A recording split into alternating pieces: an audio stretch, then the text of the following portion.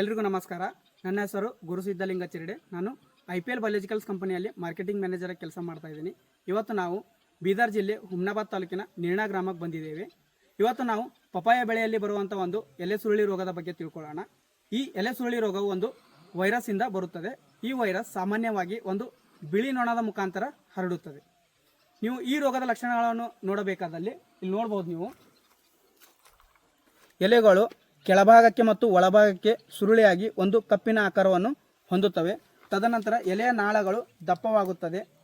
ಬೆಳೆಯ ಬೆಳವಣಿಗೆ ಕೂಡ ಕುಂಠಿತವಾಗುತ್ತದೆ. ತದನಂತರ ಒಂದು ಹಣ್ಣಿನ ಗುಣಮಟ್ಟ ಕಡಿಮೆಯಾಗಿ ಹಣ್ಣಿನ ಇಳುವರಿ ಕೂಡ ಕಡಿಮೆ ಆಗುತ್ತದೆ.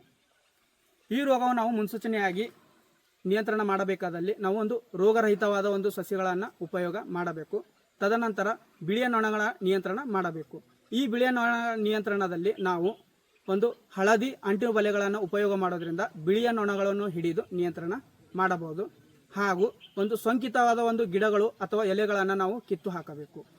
ರಾಸಾಯನಿಕವಾಗಿ ನಾವು ಈ ರೋಗವನ್ನು ನಿಯಂತ್ರಣ ಮಾಡಬೇಕಾದಲ್ಲಿ ಇಮಿಡಾಕ್ಲೋಪ್ರಿಡ್, ಥೈಮಿಥಾಕ್ಸಿನ್ ಅಥವಾ ಡೈಫಿಂಥರಾನ್ ಅನ್ನುವ ಒಂದು ಮಾಲಿಕ್ಯೂಲ್ಗಳನ್ನು ಸಿಂಪಡಣೆ ಮಾಡುವುದರಿಂದ ಪರಿಣಾಮಕಾರಿಯಾಗಿ ನಾವು ಈ ರೋಗವನ್ನು ನಿಯಂತ್ರಣ ಮಾಡಬಹುದು. ಜೈವಿಕವಾಗಿ ಈ ರೋಗವನ್ನು ನಾವು ನಿಯಂತ್ರಣ ಮಾಡಬೇಕಾದಲ್ಲಿ IPL ಬಯಾಲಜಿಕಲ್ಸ್ ಕಂಪನಿ ಉತ್ಪನ್ನಗಳಾದಂಥ ಒಂದು ವರ್ಣಾಸ್ತ್ರ ಅಂದರೆ ವರ್ಟಿಸಿಲಿಯಂ ಲೆಕ್ಯಾನಿ ಅಥವಾ ದಮನ್ ಎಲ್ ಅಂದರೆ ಬೆವಿರಿಯಾ ಬೆಸಿಯಾನ ಅನ್ನುವ ಒಂದು ಸಿಂಪಡಣೆ ಮಾಡುವುದರಿಂದ ಈ ರೋಗವನ್ನು ನಾವು ಪರಿಣಾಮಕಾರಿಯಾಗಿ ನಾವು ನಿಯಂತ್ರಣ ಮಾಡಬಹುದು. ಧನ್ಯವಾದಗಳು.